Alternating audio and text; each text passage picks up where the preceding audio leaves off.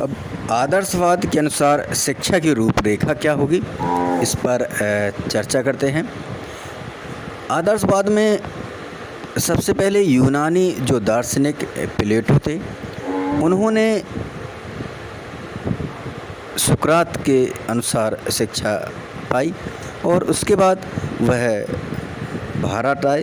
भारत से पुनः वापस जाने के बाद उन्होंने जहाँ सुकरात बच्चों को शिक्षा देते थे, उस उपवन में ही अकादमी नाम के विद्यालय की स्थापना की। इसके उपरांत वह विद्यालय बाद में विश्वविद्यालय में परिवर्तित हो गया और वहीं से ही यूरोप में शिक्षा व्यवस्था प्रारंभ हुई।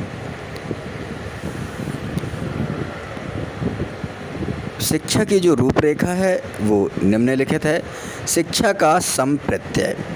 शिक्षा का संप्रत्यय प्लेटो के अनुसार शिक्षा का कार्य मनुष्य के शरीर और आत्मा को वह पूर्णता प्रदान करना है जिसके कि वह योग्य है। अर्थात प्लेटो मनुष्य को पूर्ण मानते हैं और वह उसे पूर्णता प्रदान करना चाहते हैं। शिक्षा के उद्देश्य। शिक्षा के उद्देश्यों में प्लेटो महोदय ने 400 माने हैं। उनका मानना है कि मनुष्य को सबसे पहले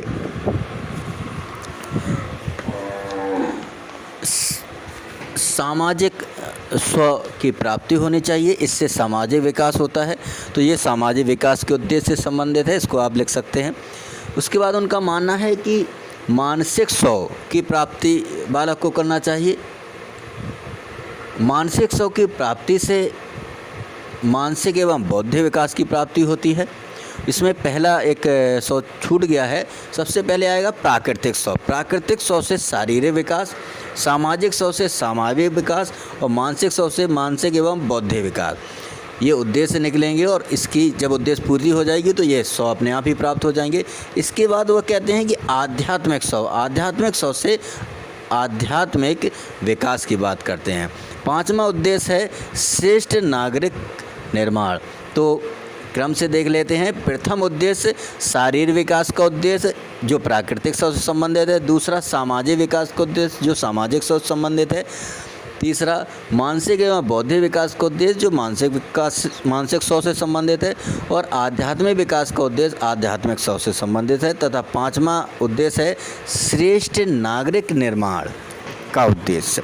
क्योंकि प्लेटो जब भारत आया तो उसने देखा कि सबसे ज़्यादा महत्वपूर्ण हमें नागरिक है, क्योंकि शिक्षार्थ आइए और सेवार्थ जाइए। जब बालक शिक्षा प्राप्त करेगा, प्राप्त करने के बाद जब समाज में जाएगा, समाज की जो आवश्यकताएं हैं उस आवश्यकताओं के अनुसार यदि नागरिक निर्माण होंगे तो निश्चित तौर पर समाज और राष्ट्र दोनों का विकास होगा। तो इसलिए प्लेटो श्रेष्ठ नागरिक निर्माण पर जोर देते हैं